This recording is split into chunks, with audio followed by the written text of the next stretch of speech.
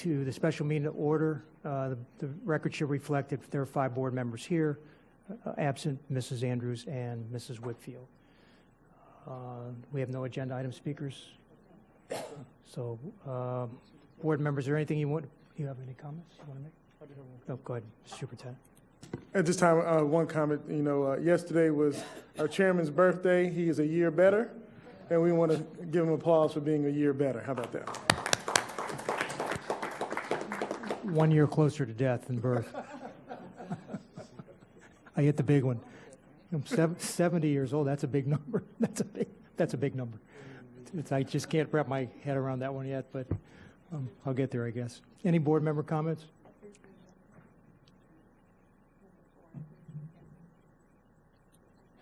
Approve the agenda. Yes. Motion to approve the agenda. Motion by Dr. Robinson, second by Ms. Brill. All in favor? All opposed? Motion carries 5-0. We need anybody want to pull anything from consent? Motion to approve the consent agenda. Mr. Shaw, Dr. Robinson, all in favor? All opposed? Motion carries 5-0. Mr. Superintendent, COS 1. Yes, sir, Mr. Chairman. I recommend the board review, modify, and approve the board workshop list for FY21. Need a motion? Dr. Robinson, second by Ms. Brill. Discussion, Dr. Robinson. Thank you. Thank you for providing this. I actually didn't realize we had so many workshops, so let me say that under the choice programs presentation, I want to be crystal clear that it's my expectation that this is a comprehensive view with the equity lens. So I've requested this in detail multiple times, and I can discuss it privately, but I don't want to have just here's the new programs and that. I want us to look at our choice programming, as I said, through the equity lens. Who are we providing access to and who are we not? In addition to that, I thought I saw it on here, but I can't lay eyes on it right now, an annual update on reading, the program, the progress.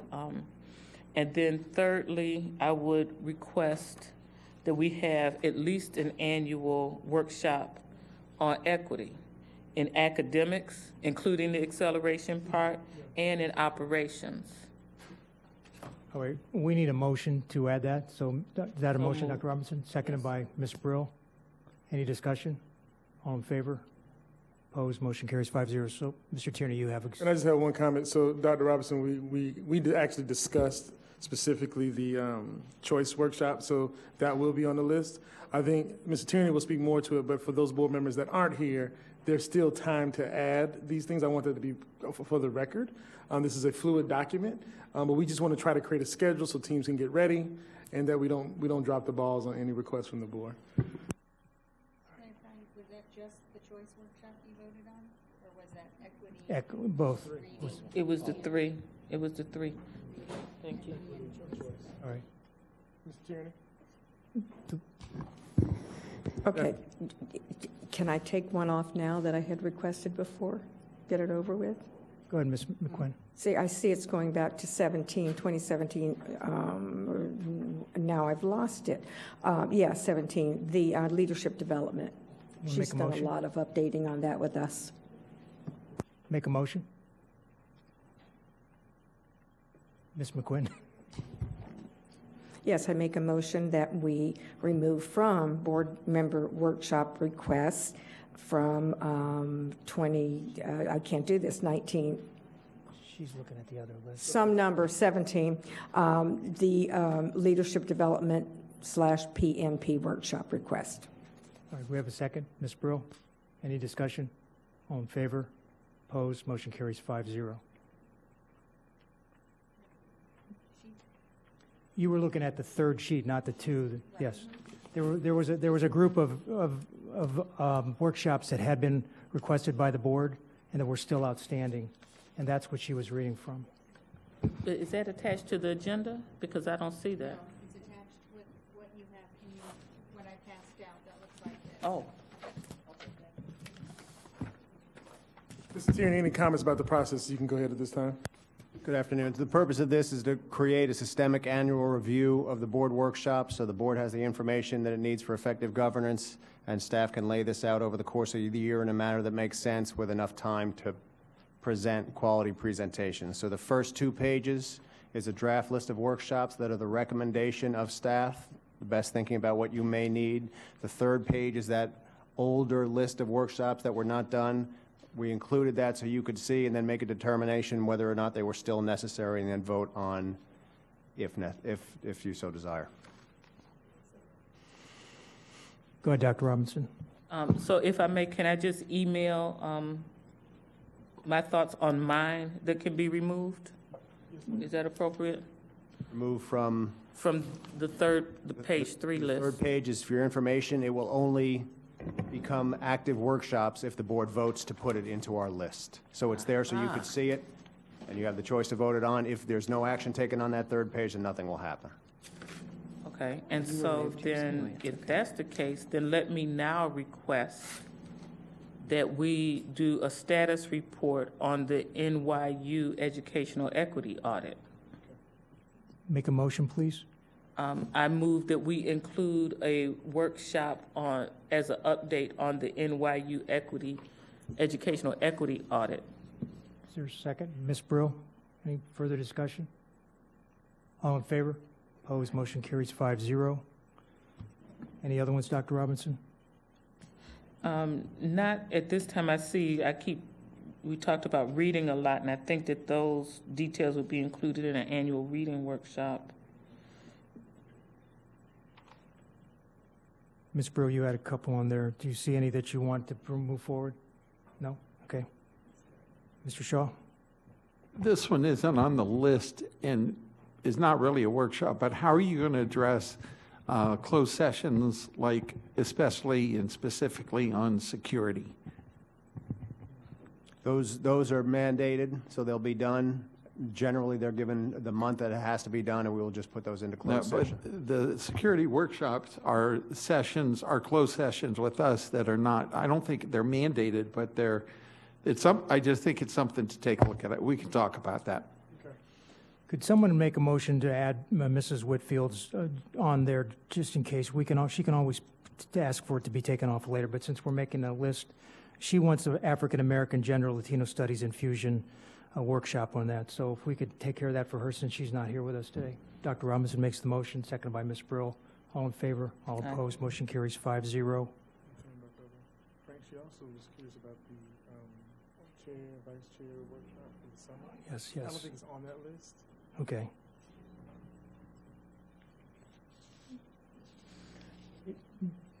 Mrs. Whitfield wanted to have a workshop on the board vice chair training and all that stuff. So if somebody wanted to make a motion for that one also, so we can add it on. Okay. Can I make a long motion? Go ahead. So I would. Speak slowly so Carol can get it. So my motion would be to add the workshop as requested by Ms. Brill on the board chair and vice chair, as well as. It was Whitfield. Oh, who did I say? Oh, ooh, Lord, I need coffee. Okay. Yes, Ms. Whitfield. So, and as well as a workshop on field trips, period. And I would like follow-up information which does not have to come in a workshop form on the applicant security check process. And so I can explain that later. That's the motion. Second by Ms. Brill. Any discussion? So I'll explain the part about the applicant security. Sure. I'm trying to retrieve the facts from my brain. As I recall, this was about, it seemed to me odd that we would offer people jobs and then do the background check and then take the job back.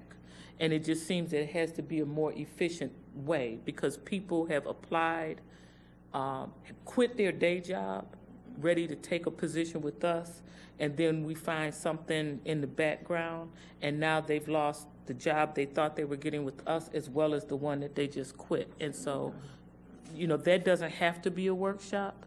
I just think it needs to be a better way. Yeah, so to that point, Dr. Carver and his team have been working on that, and we will provide that information to the board. They've actually been in process. Mrs. McQuinn? Actually, we didn't vote on that No, we yet, haven't right? voted yet. All in favor? Opposed? Motion carries 5-0. Mrs. McQuinn? Not a workshop request, that's just information. No, the other two were workshops. Yes. Yes.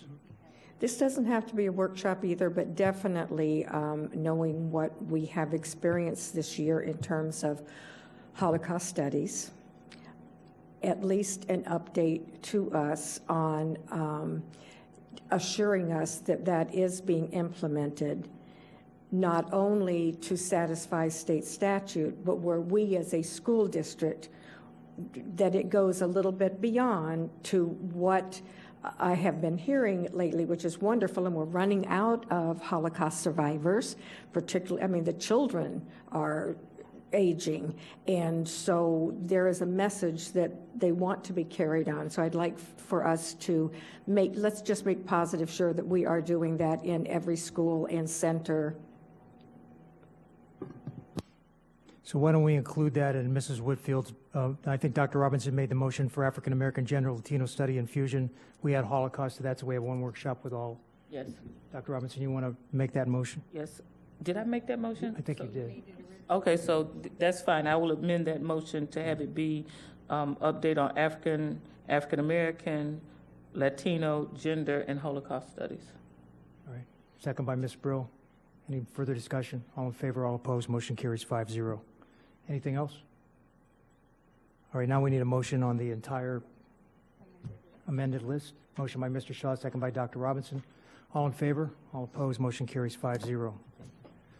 Welcome, thank you. And that takes us to board discussion items. Ms. Brill, did you want to discuss the calendar tonight, or you want to move that to a different I time? can actually open up the conversation, and then we can decide if you want to see if there's agreement. But I want to make it clear, I'm not talking about this year's calendar. So let's start off by saying that, because it's too late, and if people have to miss school, so be it.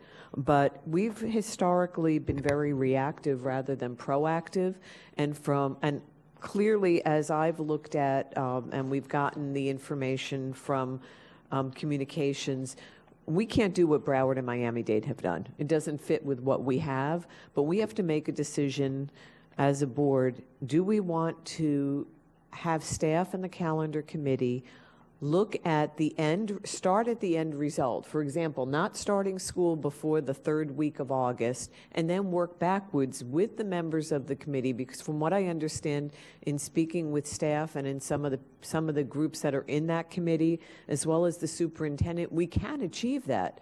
But we can't if we've already got a calendar and then we go back and say, okay, I want to take away this, I want to take away that, I want to do this, I want to do that. I think that what we have to do is charge the committee, say, look, the board does not want to start before the third week. What's the blueprint to get there? That's our goal, and then work our way backwards. So if the board has an appetite for that, because this is going to be a conversation that's going to go on, and if we don't do something different, we're never going to be able to address the concerns of our constituents. So it can't be, we know, for this year, but all I'm asking is that staff in the calendar committee look at it differently. There may be days that, have to be tweaked, but from what I understand from everyone I spoke to, including Dr. Fenoy, if we start at that point, we can achieve it. So I don't know how you feel, or if you want to wait till everybody's here. I'm fine waiting. It's not going to affect us for next year, but... Yeah, why don't we wait till we get the other board members' input on that? Is that okay? Ms. McQuinn? Just a question, because I've had conflicting information from parents from what I thought we agreed on. We know that we voted on next year, the 2021 calendar. Did we delay then voting on the 21-22 calendar? Yeah, we have not brought that to you yet. I thought so. Thank you.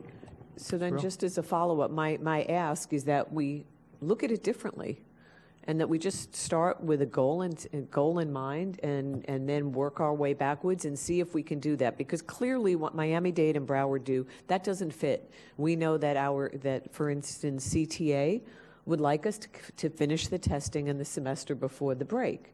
I support that. I think we need to work with the unions and the groups that are there, but just say, hey, let's start fresh. Let's think a little differently. Can we get to that point instead of having a calendar and then saying, take away this, put in that, and work it Ms. that Brill, way? can we just move this to another week so that the other board members can discuss? We can do that. I'm sorry. I'm just a little I know enthusiastic. it's important. I know it's important to Mrs. Andrews because she's mentioned it, and so is Mrs. Whitfield. So Okay. we can just push it off and Sorry just for the forget the conversation we enthusiasm. just had. We're going to move it to another day. Except that you do run the risk of filling the room with people. With respect to Mrs. Whitfield, so Carol, would you call her and see if she wants to move that to the next? Obviously, we're not going to do it today. Just ask her if she'd like to keep it on for the next one. So when you talk to her, ask her if she. That way, you can just put it on for the next one. If she remind her that it was here. And Dr. Robinson, suspension data.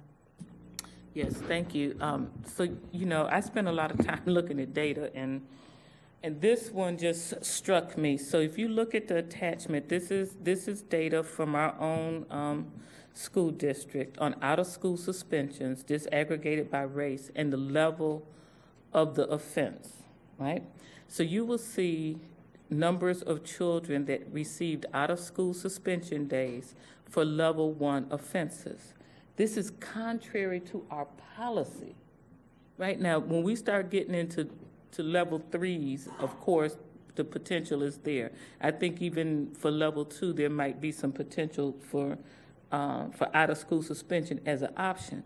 But level 1, that violates our policy.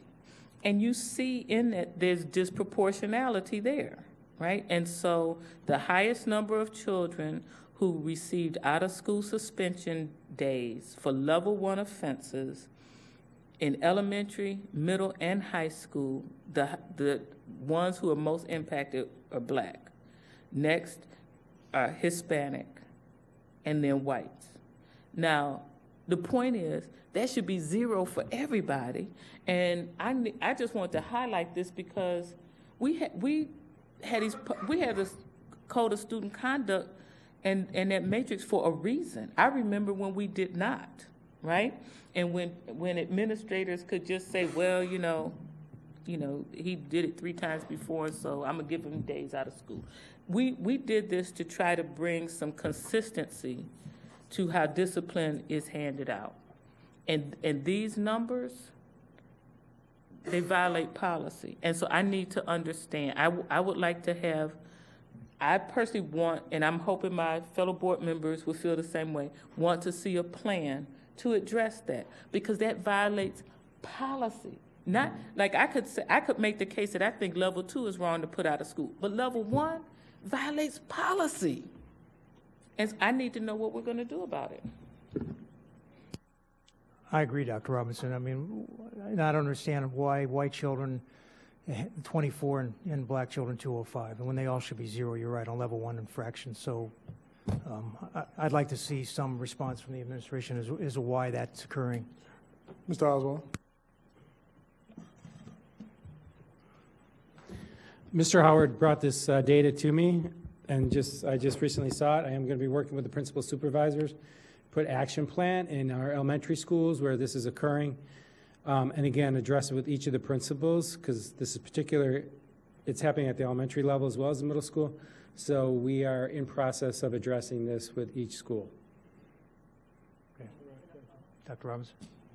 So I'm glad to hear that this troubles you as well. So if you look at the page 2, it actually lists the accumulated days out of school, right? So if you look, so it has for middle school Black students, this was fiscal year 19, I think, there were 9,000 days out of school.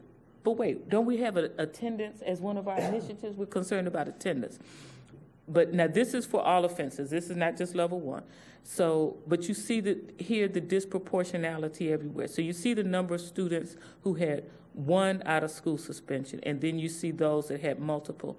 So I think with all of our talk about social emotional learning and our behavioral health professionals and our mental health, yada, yada, yada, I think that it's clear to me that the students who have received more than one out-of-school suspension need some special attention from, I would think, starting from our behavioral health professionals.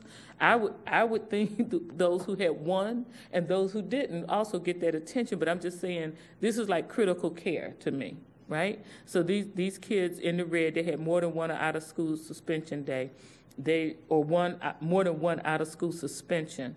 They're like intensive care. And so they're crying out for help, and we need to provide them with the help. And now that we have layers of services, we need to focus and get that help to them. So, yeah, and I'm looking forward to what we're going to do about level ones, getting out of school days. So. Thank you. All right, there's nothing else on the agenda? Motion to adjourn, Mr. Shaw, seconded by Ms. Brill. All in favor, all opposed, motion carries 5-0. Thank you.